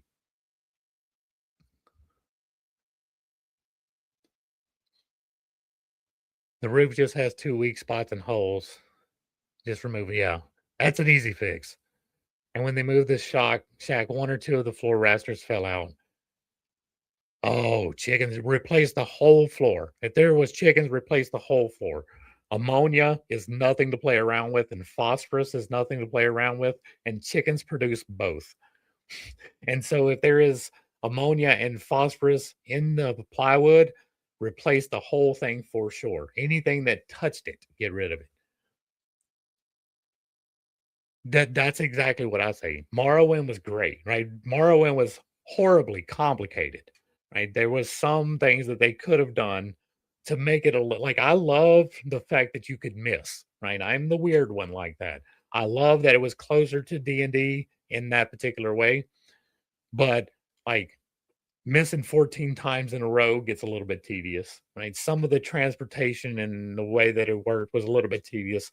And they're doing a remaster. The remaster looks to be amazing. Let me go ahead and get off of here and we just bullshit for a while. Uh the remaster looks amazing. I haven't actually played it yet. Uh Oblivion was great. Like Oblivion was really my like I did Morrowind when it came out. And I played for a while and then I kind of fell off. I didn't really finish the game. That is a thing for me. And then I played Oblivion and I actually finished Oblivion several times. Like Skyrim, I have a current version of Skyrim going right now where I have not yet engaged the main storyline quest, but I have completed almost the entire map. So, like the only things that haven't really been done are the things that you have to be on the storyline quest to get into because I hate the storyline so much. Like it is an obvious setup where you should pick the Empire.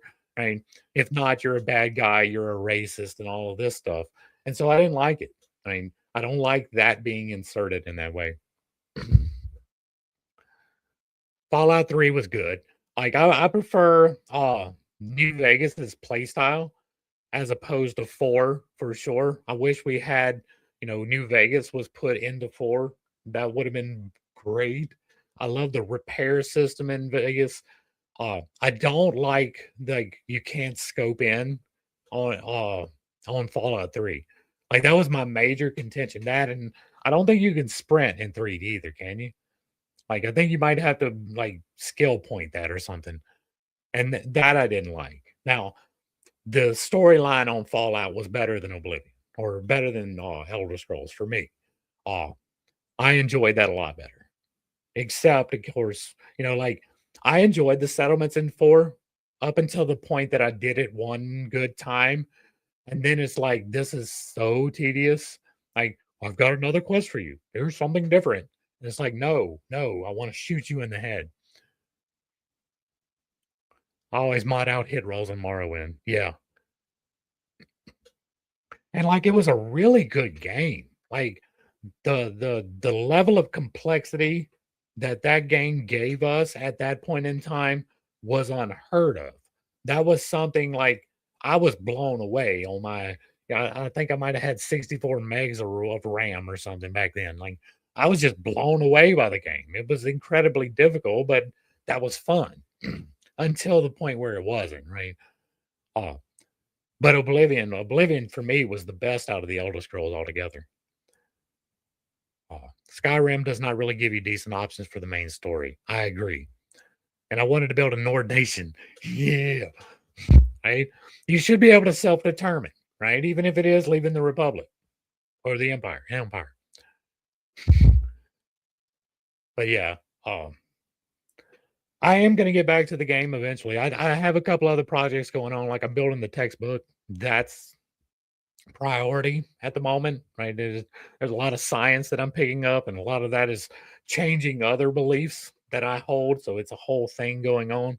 It's one of the reasons why I pivoted over here, right? I didn't want to be doing the negative with the Chronicon and stuff anymore. And I wanted to be dealing with something that is actually going to be productive. So Fallout 4 is more of a snad box than Skyrim, but the stories in Fallout 4 are better than Skyrim. Fallout 4 is mostly filler. Yeah. And like that's the problem. Like the Radiant quests were really annoying. Right? It was like my last playthrough of Fallout. I didn't like rolling in them are still waiting. I didn't even go to them. And again, almost a complete map. And I have like you can still do all of the building stuff without the what the brothers what's it called? The faction, the Minutemen. Uh, you can do all of the building stuff without ever encountering the Minutemen. And so that's what I did. I went and I built all the bases and all of the stuff, and I never went and did the main quest. And if that is something that happens in your game, then you have probably fucked something up, right? Like if people are skipping the main quest, there might be a problem with the main quest. I'm just saying, if it causes all of these frustrations to such a great degree, like those Radiant quests really are a pain in the ass. This settlement's in danger, and if you don't go, then and it's annoying. Skyrim is 40 to 60% coherent story. Fallout 4 is like 20 to 30. Yeah. And then even the story was crap, right? Like it wasn't a really good one. Like you got a cryostasis frozen. Okay, whatever. And then they come in to take genetic material, and then they take a kid to turn him into a robot. Like, and I never finished any of the Fallout 4 storylines. Like, I'm the world's worst altaholic, right? When I played World of Warcraft, I had 8 alts on 2 different accounts that I played at the same time. And I would just swap between them. I never really had a main. I played all of the Final Fantasies up until like 12, I think, and I never really finished any of the games. Like, I'm the world's worst at that. I get to the point where it's like, okay, I'm gonna win this game, and then I just stop. And then that's again something I need to work on. Fallout 4 and Skyrim have scripts that are better suited for a linear shooter. That is absolute truth. They were trying to fit, like, they had a fairly decent concept. If they would have kept it linear, it probably would have worked out a lot better. Trying to force that into the open world, I think, was their main problem. Uh, it's not easy to come up with an open world script, right? Like, I've been working on it for years. Like, I've got a whole, like, I'm working, my base is Atlantis, like pre-Atlantean destruction, and we're right at the point where the destruction's about to happen. We got the 10 kingdoms of Atlantis.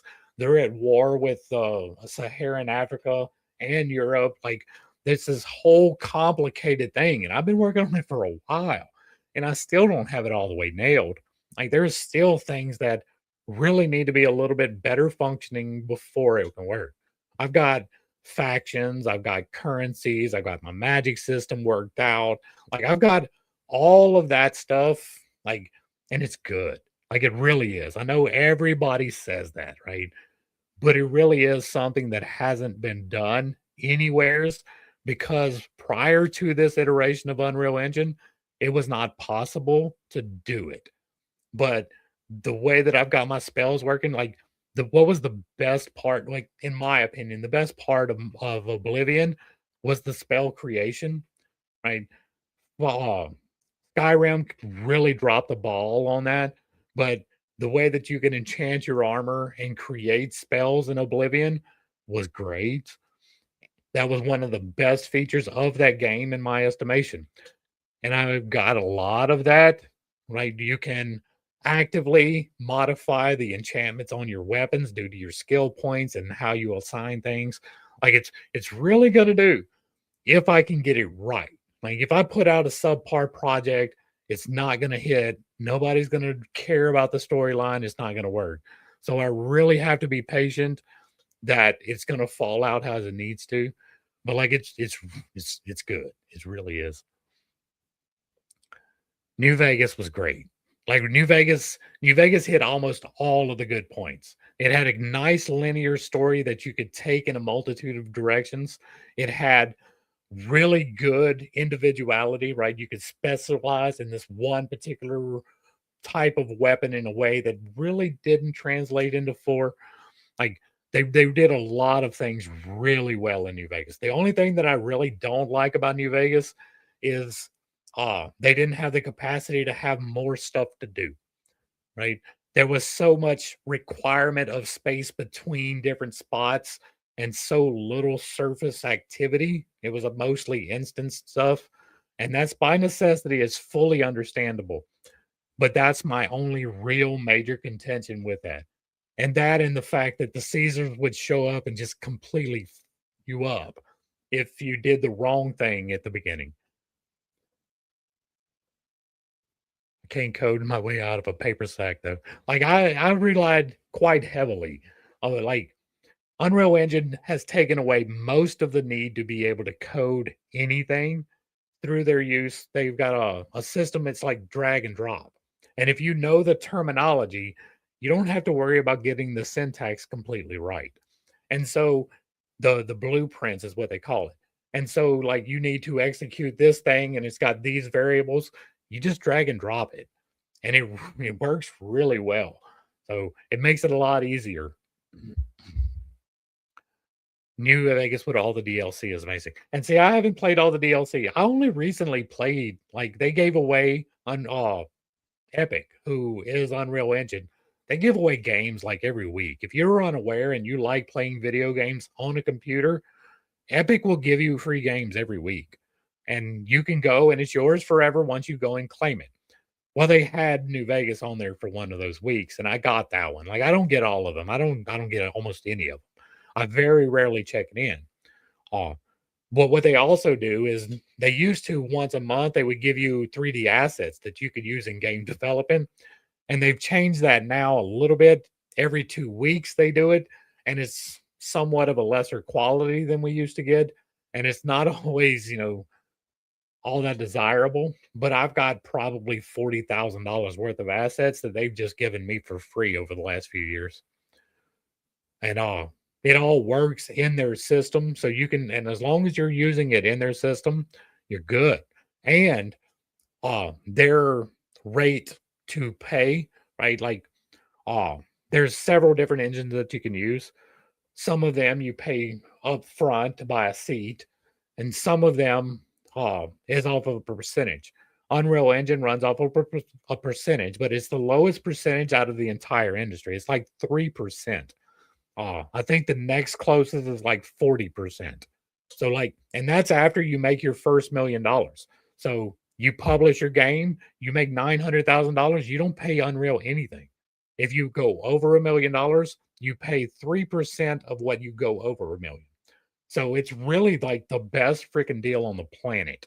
You get a free seat with one of the premier engines with a ton of free or cheap assets, and you don't even really have to code. Like I could be a salesman for them, even though I don't really use it anymore because it is such a great tool. World building is what sells all of the quests. Yeah. And that's what I really want to get right. I mean, like, you got to have the graphics right. You got to have the action right. Like, people have to, when you do it, feel like you're the hero. That's what you want. You want to feel like you're just freaking destroying shit. Right. And so that's really got to feel right. But if you got a shit story, ain't nobody going to play it. And that's something that's just got to be right too.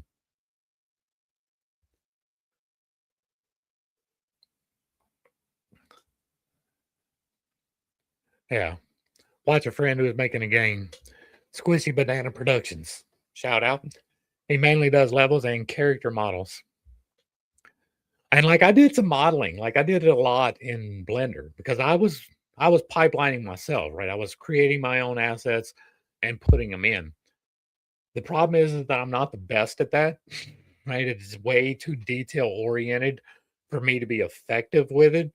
I would import stuff and there'd be faces missing or things turned the wrong way. And it's just a whole chasing down the details that I'm not good at. So it is much better for me. Like I've got a lot of assets that I bought that I need to, like, you got to put them together and it takes time. And I've got other things going on. So I don't. But he's using UE3 or 4, but the GUI stuff is not far away from photoshopping. Yeah, there is a lot of that. Like 2D scrollers are easy, right? Especially like I keep harping on Unreal, but they make it so easy. Like they've got defaults, right? You can do a default and it's got everything that you really need to make a base level game in it. What you do is replace this model for that model and uh make things look how you want.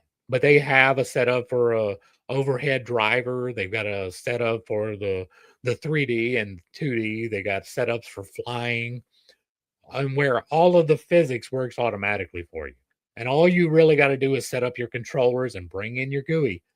And so, and a lot of the 2D stuff is absolutely like bring it in Photoshop, like layers and stuff like that.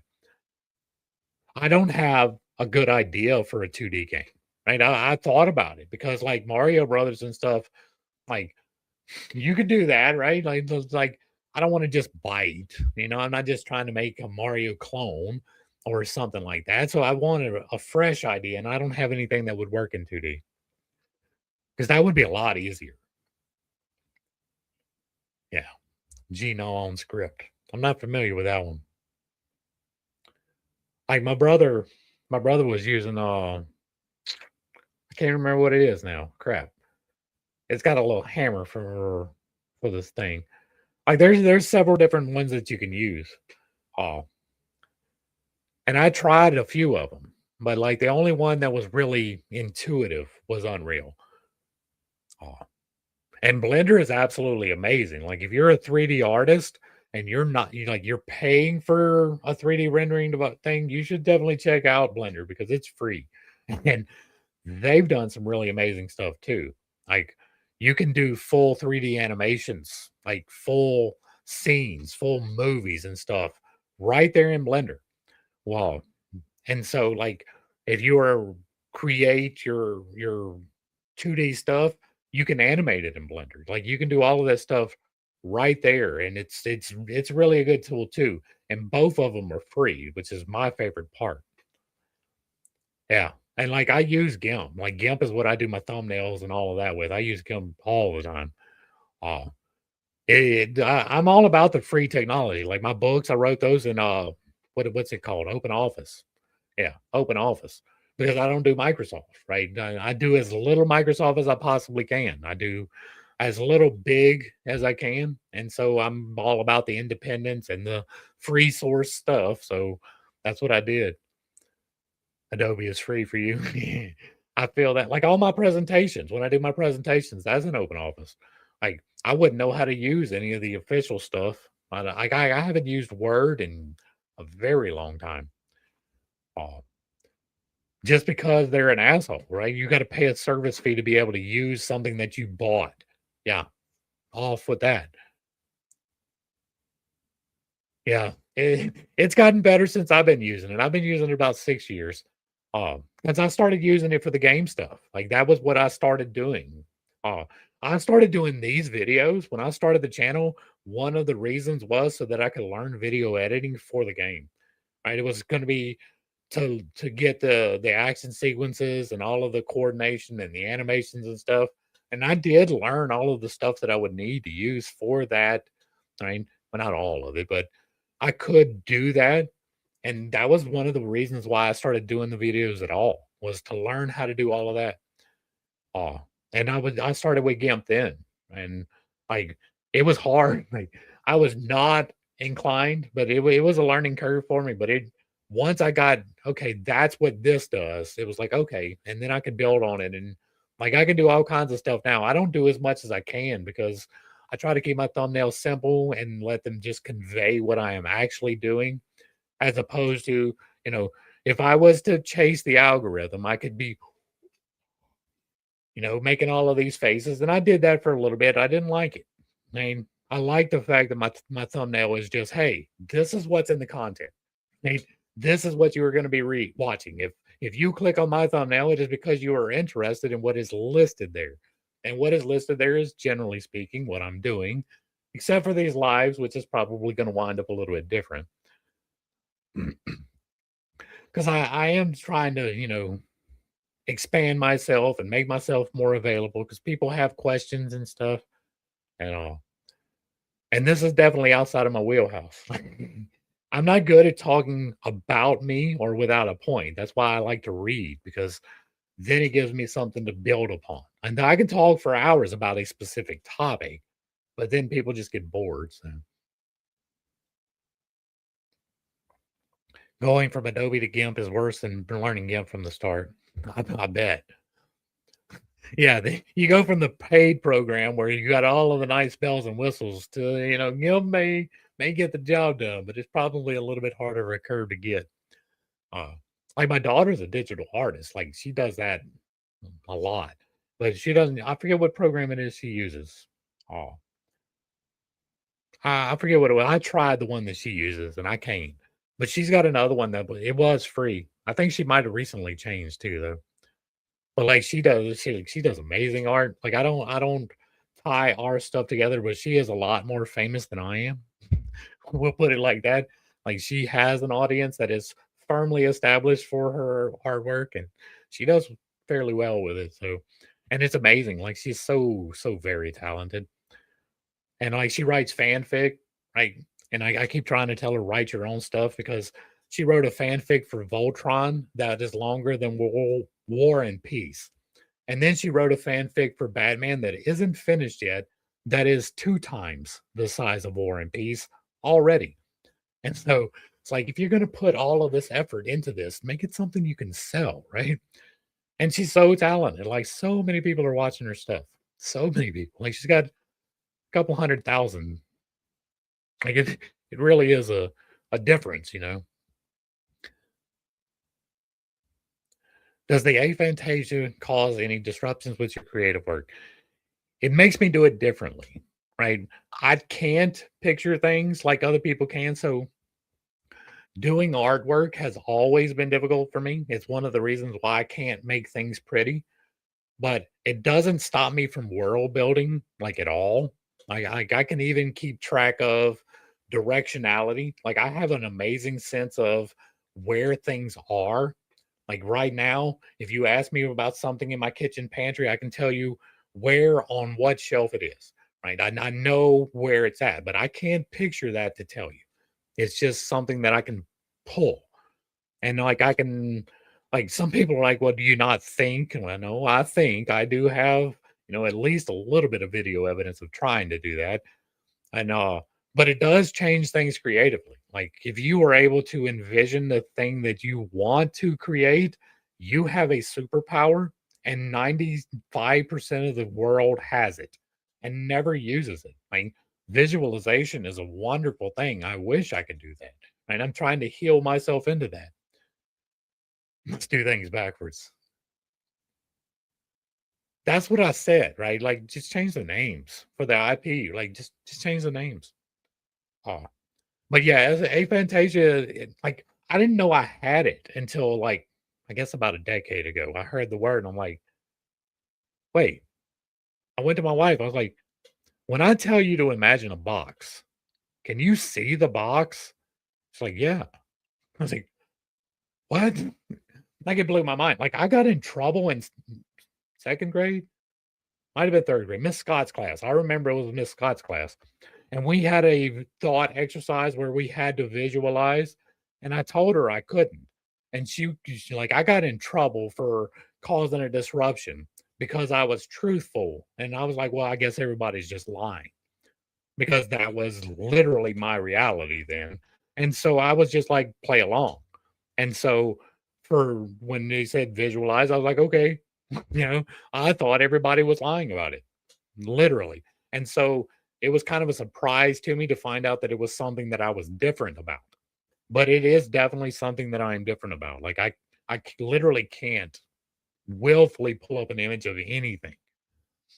And it does make it harder to conceptualize like what I want the end product to be. Like I can tell you, well, it needs to have these elements and I can give you a general location, but I can't firm that in my mind at all. But very good question, right? Like, I want to go on Tim's show, like Tim Pool's show, just to be an aphantasia apologist, to be in there and be like, no, bro, that's not how this works. Like, it's not that we're less intelligent or we don't have souls. Like, we may be the player characters, and I don't know, but I'm definitely not a non-player character in this timeline. So, and that is his theory, right? Is that aphantasias are the NPCs, and I have zero evidence for that. Oh. But I guess I'm gonna go ahead and start wrapping this one up. It's been a good one, right? We got through a good bit of material. We've been able to talk about some things outside of that, and that is part of what I'm trying to do here, right? I'm not trying to just stick firmly to whatever. Like if we got things to talk about, we can talk about it. This is just giving me a format to do so. That is most definitely not that other stuff that I was doing. Right? Nothing against anybody or anything related to that, but it's just not the direction I want to be in. Right? Calling out the bullshit is important, right? Specifying what truth is and what it is not is important. But I really feel like exploring these psychological and alchemical things is going to be much more beneficial in the long run. Building upon the understanding of spiritual alchemy is the direction I want to go in, right? I want to help people to understand that a little bit better. So Tim's a grifter. Huh? That's funny. He's being paid by the funny hat people, right? Like $7,000 or whatever it is these days. Like I'm waiting for somebody to say that about me because I've got literal evidence that I don't support any of those people. So, uh, but thanks for showing up. I appreciate it. Uh, Hopefully, I brought a little bit of enlightenment and not too much confusion to some somewhat difficult topics. I didn't have a whole lot to add to Jung today. It was mostly a bunch of case studies. And so I do understand that I hold some unconventional beliefs, and I do have a tendency to step on toes when I relay those. It is not intentional, but it is not something that I apologize for. Um, I am planning, if you missed the beginning, I'm let you know now again. I am planning on being here weekdays, 8 till about this time, maybe a little bit longer if things are going right. I'm not going to be doing the live video or the pre recorded videos as much anymore. Those will be more special instance, probably with some more editing. And we'll be doing all of the exploration here in a live format. So if you have an idea about something that you would like to explore, drop it in the comments. We will most definitely get to that at some point, as long as it's not something antagonistic or unfruitful. If you appreciate what I've done over here, let me know down below. Give me a like, share, follow, throw me a comment. Whether you agree or disagree, put it in the box. And if it remains respectful, it gets to remain up. If you've truly found value, hit me with a super thanks. Consider joining for a membership, picking up a copy of any of my books, or reaching out to me through the links provided down below. To the crew, thanks for hanging out. I appreciate every single minute that you are here with me, and I am praying for you every single day. Until next time, I love you. God loves you. You are perfect, whole and complete, just the way that you are. And this has been Pittstake. Peace.